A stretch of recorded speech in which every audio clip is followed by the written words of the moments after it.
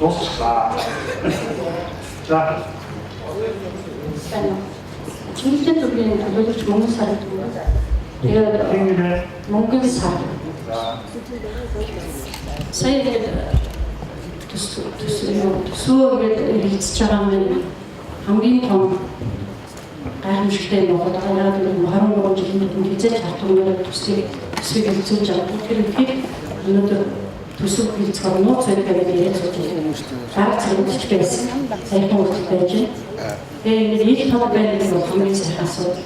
Яг энэ дээр ингэж хэлэхэд цэцэрлэгийг бас нэлээд олон жил хийгээгүй байгаагаас болоод хамгийн хүндрэлтэй асуудал бол харин 12 оны арчилсан хүчин намайг гарч ирснээр ялангуяа тэр дундаа их орлох эмэгтэйчүүдийн бүлгийн зүгээс цэцэрлэгийн асуудал, цэцэрлэгийн хаад үйлчлэгийн талаар том асуудлууд орж ирсэн үедээ яг энэ цэцэрлэгийн асуудлыг их шуурхаа уран хэлж байгаа. Гэхдээ нэг асуудал манай орнд гараад байна.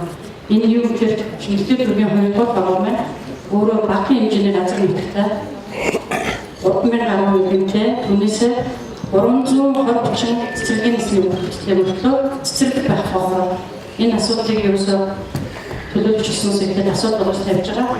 Тавьсныхаа үндсэндээ дүргийнхаа босолтын эзэн асуудал болсон үндсээр нийслэлийн хамран тойр бүрээрээ 3 цэцэрлэгч ч гэсэн манай орны хүмүүс хамрагдах тийм тушаал шийдвэр гарсан. Гэсэн ч тухайн цэцэрлэгүүд нь манай орны хүмүүс төсгөл байдаггүй. 1, 2, 3 дугаар хорооны төсвийн цэцэрлэгүүд учраас тухайн өөрийнхөө хорооны иргэдийг хүүхдийг багтаах боломжтой учраас маш хавтар гардаг. Гэхдээ яг 80-аад хүүхдийг гэсэн хамруулж чадсан. Энэ зүйлийг дамжуулаад манай хорооны төсвөлдөр Монголын өвчтний иргэдийн төв зүйлээ 20 дугаар цэцэрлэг буюу улсын төрийн цэцэрлэг сайхан цэцэрлэг байсан. Энэ 10 жилийн өмнөөс ашиг боломжгүй гэдгээр биднээс ажиллаж байсан. Үүнээс болоод 10 жил цэцэрлэггүй хүүхдүүдийн асуудал өнөөдөр хэлбэрчтэй юм байна. Асуудал болоод яагаад энэ хэлж байгаа гэхээр нэгдүгээр цэцэрлэгээд бас хотод дүргийн бас улсын төрийн сайхан цэцэрлэг яг адилхан настай хүмүүсээр ажиллаад болоод энэ үйлдвэрчний эвлийн цэцэрлэг болохоор боломжгүй гэдгээр ингээд таахагцсан гэж яваа. Тэгсэн мөртөө өнөөдөр бага ресторан хийж ажиллаж байгаа. Гэхдээ иргэд энийг ямар нүдэд харж байгаа гэхээр бид бүгд үйлдвэрчний эвлийн гишүүд байсан. Бид өнөөдөр үйлдвэрчний татвараа төлж байсан. Дээр нь энэ хорооны энэ цэцэрлэг бол манай цэцэрлэг байна. Нэг бол энэ цэцэрлэгийг дахиад ажиллаад өгч гэж шаард.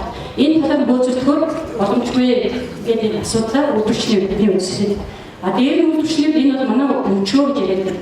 Гэсэн мөртөө иргэд ард түмний өмч асуудал энэ дээр төрийн зүгээс энэ төрийн бүс байгууллага, ашигын бүс байгууллага сайжруулах газар маань цэцэрлэгээ хэрэг өөрийн хөрөнгөөр барьж чадахгүй улсаас төсөв угаад хатан танаас улсын төсвөөр барих боломж байна уу? 16 онд ямар нэгэн төсөв суулгах боломж байна уу? Үйлдвэрчний эвлийн байгууллагатай олонлоо уулзсан. Ялангуяа үйлдвэрчний эвлийн хуучин дараасан Амбатар гишүүнтэй уулзахад яг амаараа бол Улаанбаатар 2 иргэний 2 ээж аавын төлөөлөлтөд очиход өгчий гэдэг би шууд хэлсэн амаараа. Гэхдээ бичгэн дээр бол хууль дүрмийн дагуу шийдвэрлэе гэдэг Улаанбаатар цартаа зохиол хийж өгсөн. Улаанбаатар дарга дээр болохоор ОБС-ийн асуудал ярьжсэн. Олон удаа уулзсан үндсэн дээр ОБС-ийн асуудал буюу янзын асуудал нь одоогийн байдлаар арай солигдоод цэцэрлэгийн асуудал дээр буусаа одоо яг цэцэрлэг байна гэж. Гэхдээ энэ сая таны хэлээд байгаа Монголын үйлдвэрчний эвлийн төв зөвлөлийн цэцэрлэг юу?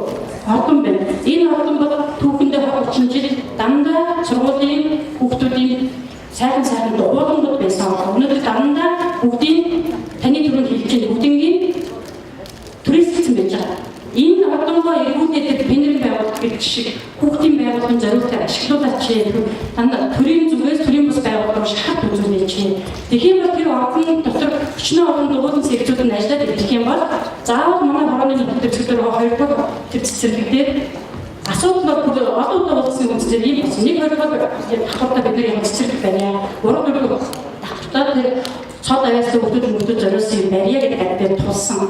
Гэхдээ энэ цаана хөрөнгийн маргаан байгаа мó иргэд бол аягүй мэдээлэл маш их мэдээлэл өчөөс нэг яриад байгаа. Хөрөнгийн маргаан байгаа мó хашаа өөр юм зориулагдаад баригдчих чад байна. Ялангуяа офисын юм ахалт нь орох юм эсвэл өөр юм болох гэдэг. Тэр дээр төрийн зүгээс хяналт тавиад өгч иргэд төсөв. Өнөөдөр миний юу гэдэг чиг ингэ бичсэн явж байгаа. Иргэний хүсэлтэн бүрт байж байгаа. Энэ цэцэрлэгийг дахиад ашиглуулаад өгч ирээ. Тэгээд энэ дээр яг би яаж хэлэхэд би 2 жилийн цэцэрлэгийг асуудал уулзч үзсэн. Төрөөс болохоор өмчний үйлдвэрчний эвлийн өмчнийг асуу тавиад ингээд хагдаад байгаа юм. Тийм ч та нарыг 16 оныхоо төсөвдөр энэ хороо цэцэрлэгтэй болоод байгаа юм талаар анхаарч ирсэн. А тэгээ бас хоёрдугаар асуудал нь юу гэхээр 23 дугаар сургуулийн хажуугийн мөсөн гурвын талбайг та нар бас нийслэлийн хөрөнгөөр барьж байгаа. Дүүрмээ энийг сургуульд нь үлдээх бодлого бариулах хэрэгтэй байна. Яг гэвэл сургуулийн орчин сургуультай өгөх ёстой. Өргөдөхөд байх газартаа ч юм уу өөр юмд зориулах ёстой болохоос нийслэлийн хэмжээний өөр юм хөрөнгө оруулалтын хэмжээ ажиллах юм бол асуудал их хүндрэлтэй байна. Өнөөдөр яг 23-аас 3000 харамгуудтэй өнөөдөр 50-60 хүүхдтэй нэг юм сууж байгаа. Тэгэхээр энэ асуудлыг бас та нар яриад төсөвтөө оруулаад 12-13 оны юм дээр өнөөдөр маргаантай газрын маргаантай гэдгээр энэ ингээд асуудал нь хууль шүүхтээр очсон явж байгаа. Тэгэхээр газрын танаар чөлөөлүүлээд тэр нийт Чингэлтэй дүүрэгт манайх цаны баз гэх газартаа болсон. Хэрэг ингэх юм бол усын төсөвтөө оруулаад газар чөлөөлтөөр энэ мөсөн гурвын талбараа цогцоод болоод хойд зүг рүүгээ төлөвлөлөд өгөөч гэсэн хэлж байна.